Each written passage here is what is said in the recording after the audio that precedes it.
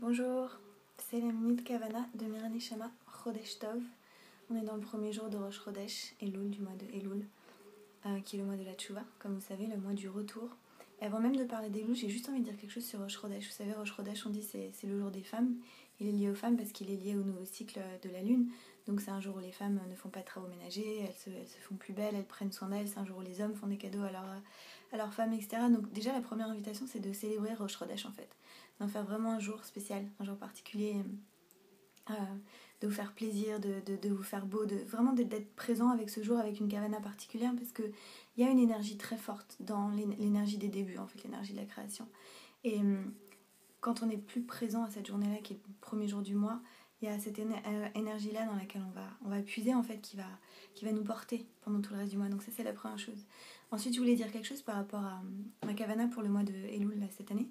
C'est lié à la notion de tchouva, de retour.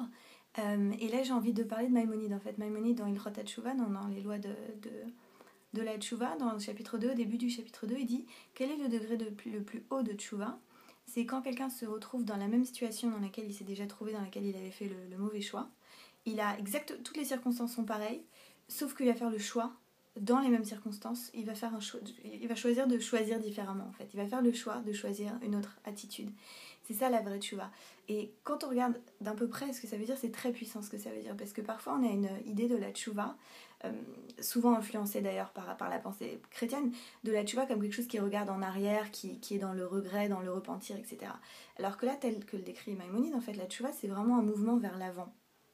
C'est vraiment un principe pour l'action, pour le futur, en fait. La vraie tchouva, c'est la tchouva qui va dessiner nos actions futures, qui va déterminer nos actions futures, à commencer par nos actions présentes. Et c'est là qu'on voit qu'on est vraiment dans la tchouva. On est tous confrontés à des schémas, en fait, à des schémas de comportement, etc.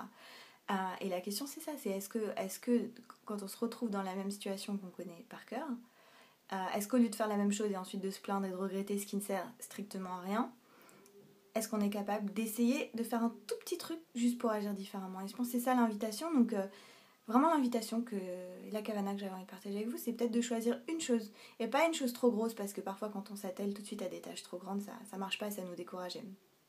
Du coup c'est contre-productif.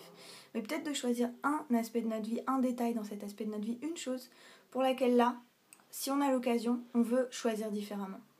Voilà, moi je viens de commencer le mois en faisant ça et évidemment c'est pas facile mais je suis vraiment très heureuse de ça en fait, d'avoir commencé par une action comme ça, d'avoir commencé le mois de Elul avec une action, de choisir différemment, parce que c'est ça la liberté en fait, c'est ça la liberté, c'est la possibilité de choisir vraiment. Voilà, c'était la Minute Kavana de Miran Neshama Chodesh Elul Tov.